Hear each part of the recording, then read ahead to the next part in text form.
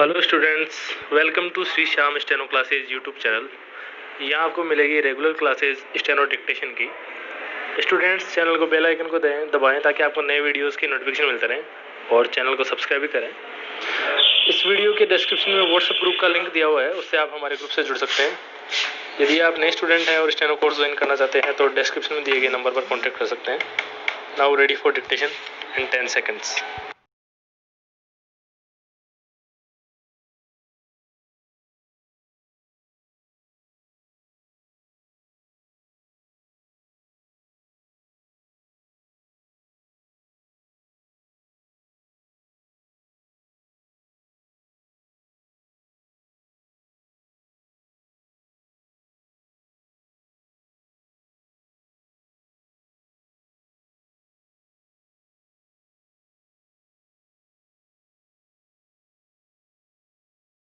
Start.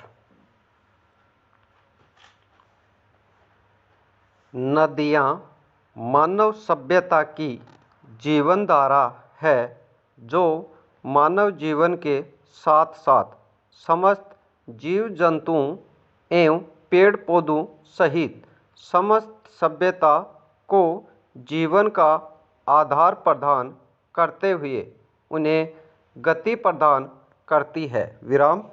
लेकिन आज यही नदियाँ अपने अस्तित्व के संकट से गुजर रही है। अगर यही हालात बने रहे तो वह दिन दूर नहीं जब नदियाँ सूख चुकी होगी और उनका अस्तित्व ही नहीं बचेगा। इसलिए यहाँ ये प्रश्न उठता है कि जल की अगाध राशि से पूरित पृथ्वी की इन जीवनदायिनी नदियों की स्थिति ऐसी क्यों होती जा रही है? प्राकृतिक रूप से पर्याप्त जल प्राप्त होने के बाद भी इनमें जल का अभाव क्यों हो जा रहा है? जरा विचार करें तो नदियों की दयनीय दशा के कारण और समाधान हमारे समाज और व्यवस्था में ही मौजूद है। आज नदियाँ देश एवं समाज के अनियंत्रित विकास का शिकार हो गई है।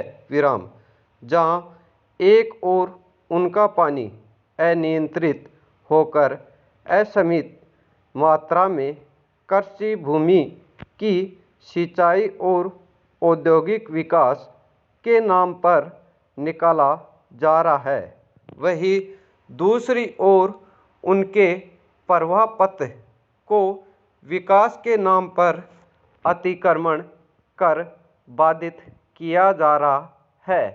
साथ ही नदियों के बहन क्षेत्र में निरंतर खड़े हो रहे हैं कंक्रीट के जंगलों के कारण वृक्षों के असीमित कटान से भूगर्भ में जल संवर्धन का गंभीर संकट खड़ा हो गया है। प्रवाह पथ बाधित हो जाने के कारण वे अपने साथ कंक्रीट के जंगलों के मलबे, मिट्टी, पेड़ पौधे आदि स्वयं लाती है जो उनके प्रवाह पथ में जमा होकर स्वयं भी जल प्रवाह की राह को बाधित करते हैं और गाद को जन्म देकर उनके जल प्रवाह क्षेत्र को उथला बनाते हैं।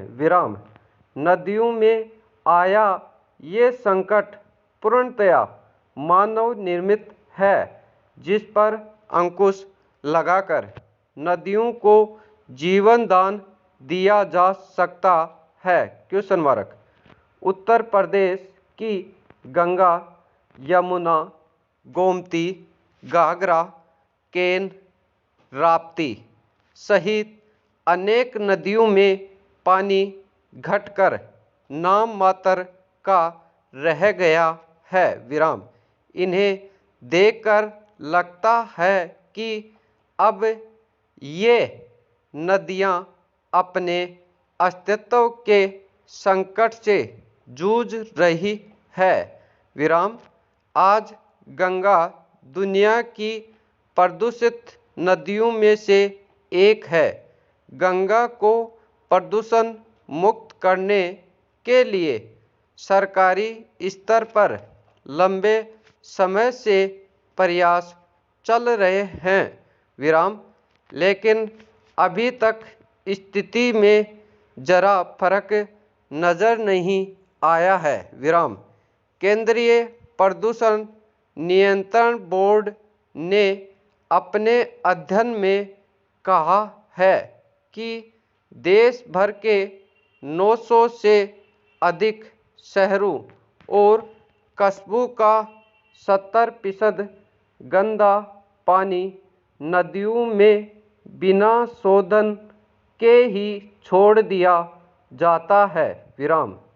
कारखाने भी नदियों को प्रदूषित कर रहे हैं। राष्ट्रीय राजधानी दिल्ली की यमुना और उसकी समीपवर्ती काली व हिंडन नदी इसके उदाहरण हैं। विराम।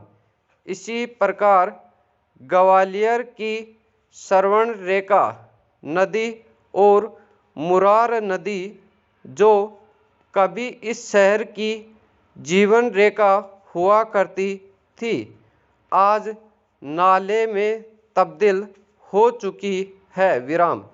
ये स्थिति देश की ज़्यादातर नदियों के साथ है। विराम।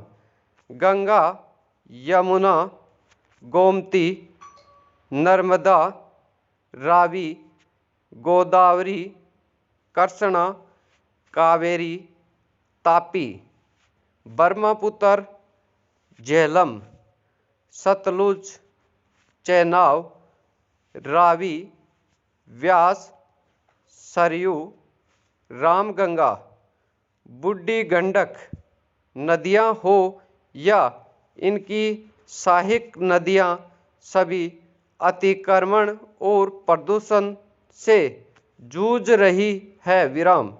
नदियों के जल प्रवाह और उनके जीवन की रक्षा के लिए समाज से लेकर सरकारों के स्तर पर जो उपेक्षा होती आई है, उसी का परिणाम है कि आज नदियों का जीवन समाप्त हो रहा है। विराम। देश की लगभग 4,500 नदियाँ गायब हो चुकी है और उनकी अनुगामी बनकर अन्य नदियाँ अपना अस्तित्व समाप्त होने की बाट जोह रही है। विराम। ऐसी नदियों का अस्तित्व केवल वर्षा ऋतु में सामने आता है। वर्षा ऋतु बीत जाने के बाद वह प्राय जल विहीन होकर या तो सूख जाती है या फिर औद्योगिक कचरे और जहरीले रसायनों का नाला बन जाती है। विराम। स्टॉप।